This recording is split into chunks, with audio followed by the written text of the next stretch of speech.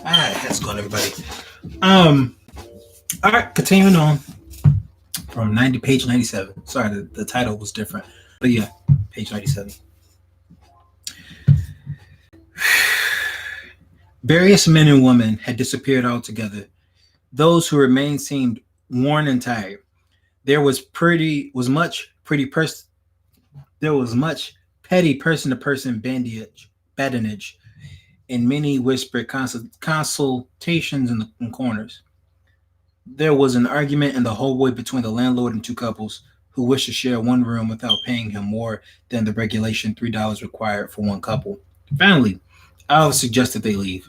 Emma Lou had drifted off in a state of semi-consciousness and was too near asleep or drunk to distinguish people or voices. All she knew that she was being led out of the dreadful place that was perturbing pilgrimage to the proletariat's parlor social, as Schumann had called it, was ended, and she was in a taxi cab, cuddled up in Alf's arms. Emma Lou awoke with a headache. Someone was knocking at her door, but when she first awakened, it seemed as if the knocking was inside her head. She pressed her fingers to her throbbing temples and tried to become more conscious. The knock persisted, and she finally realized that it was her door rather than in her head. She called out, "Who is it?" "It's me." Emma Lou was not far out enough of the fog to recognize who me was. It didn't seem important anyway, so without any more thought of action, she allowed herself to doze off again. Whoever was on the outside of that door banged louder, and finally Emma Lou distinguished the voice of her landlady calling, "Let me in, Miss Morgan. Let me in." The voice grew more sharp. "Let me in an undertone. Must have someone in there." This last served to awaken Emma Lou more fully, and though every muscle in her body protested, she finally got out of bed and went to the door.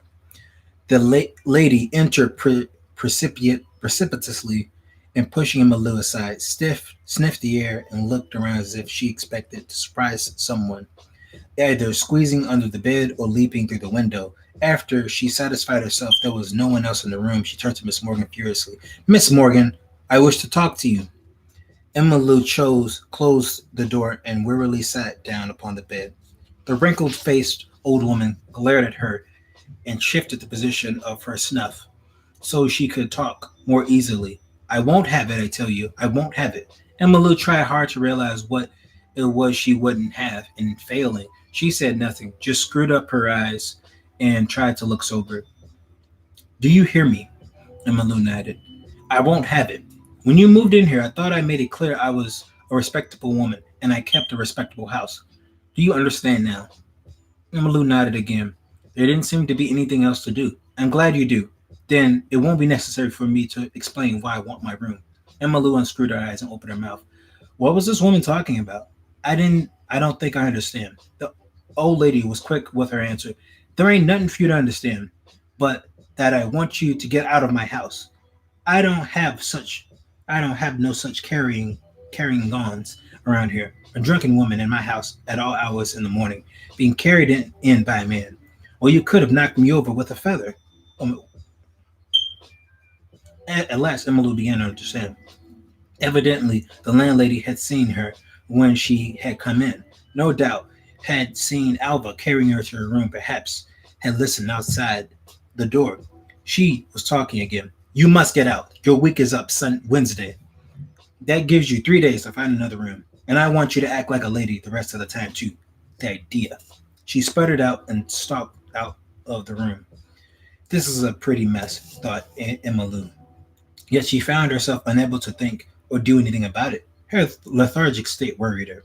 Here she was about to be disposed by an irate landlady, and all she could do about it was sit on the side of her bed and think, maybe I ought to take a dose of salts. Monetarily, she had forgotten it was Sunday and began to wonder how near time it was for her to go to work. She was surprised to discover that it was still early in the forenoon. She couldn't possibly have gone to bed before 4:30 or 5, yet it seemed as if she had slept for hours. She felt like someone who had been under the influence of some sinister potion for a long period of time. Had she been drugged? Her head still throbbed. Her insides burned, her tongue was swollen, her lips chapped and feverish. She began to deplore her physical condition and even to berate herself Alva for last night's debauchery. Funny people, his friends, come to think of it, they were all very much different from anyone else she had ever known. They were also so she sought for a descriptive word, but couldn't think of nothing save that revolting. Oh, socket, she had heard on the first entering the apartment where the house rent party had been held. Then she began to wonder about her landlady's charges. There was no need of arguing about the matter. Had wanted to move anyway. Maybe now she could go ahead and find a decent place in which to live. She had never had the nerve to begin another room hunting expedition after the last one. She shuddered as she thought about it, then climbed back into her bed. She could see no need in staying up so long as her head ached as it did. She wondered if Alva had made much noise in her brain in bringing her in. Wondered how long he had stayed, and if he had any trouble manipulating the double-barreled police lock on the outside door. Harlem people were so careful about barricading themselves in.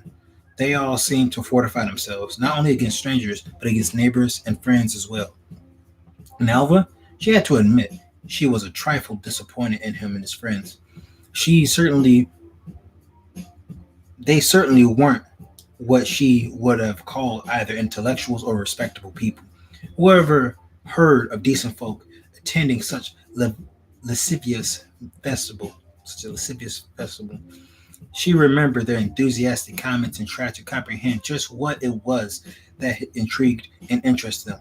Looking for material, they had said, more than likely they were looking for liquor and a chance to be licentious. Alva himself worried her a bit. She couldn't understand why gin seemed so indispensable to him. He always insisted that he had to have at least 3 drinks a day. Once she had urged him not to follow this program. Unprotestingly, he had come to her the following evening without the usual juniper berry smell on his breath, and but he had been so disagreeable and seemed so much like a worn out and person, dissipated person, that she had never again suggested that he not have his usual quota of drinks. Then too, she had discovering that he was much too lovable after having his evening dreams to be discouraged from taking them. Emma Lou had never met anyone in her life who was as loving and kind to her as Alva. He seemed to anticipate her every mood and desire, and he was the most soothing and satisfying person with whom she had ever come into contact. He seldom ruffled her feelings. He seemed to give in to her on every occasion, and was the most chivalrous escort imaginable. He was courteous, polite, and thoughtful of her comfort. Yet she had been unable to become angry with him. Alva never argued or protested unduly. Although Emmalou didn't realize it, he used more subtle methods. His means of remaining master of all situations were both tactful and sophisticated. For example, Emmalou never realized just how she had first begun giving him money. Surely he hadn't asked her for it. It just seemed the natural thing to do after a while. And she had done it willingly and without question. The ethical side of their relationship never worried her. She was content and she was happy. At least she was in possession of something that seemed to bring her happiness. She seldom worried about Alva not being true to her, and if she questioned him about such matters, he would pretend not to hear her and change the conversation. The only visible physical reaction would be a slight narrowing of the eyes, as if he were trying not to wince from the pain of some inner hurt. Once she had suggested marriage and had been shocked when Alva told her that to him the marriage ceremony seemed a waste of time. He had already been married twice, and he hadn't even bothered to obtain a divorce from his first wife before acquiring a number two. On hearing this, Emily had urged him to tell her more about these marital experiments, and after a little coaxing, he had done so very impassively and very sketchily, as if he were relating the experiences of another. He told her that he had really loved his first wife, but she was such an essential polygamous female that he had been forced to abdicate advocate and her hand her over to the multitudes. Okay, I'll continue the regular um, length in the next video. All right, take care.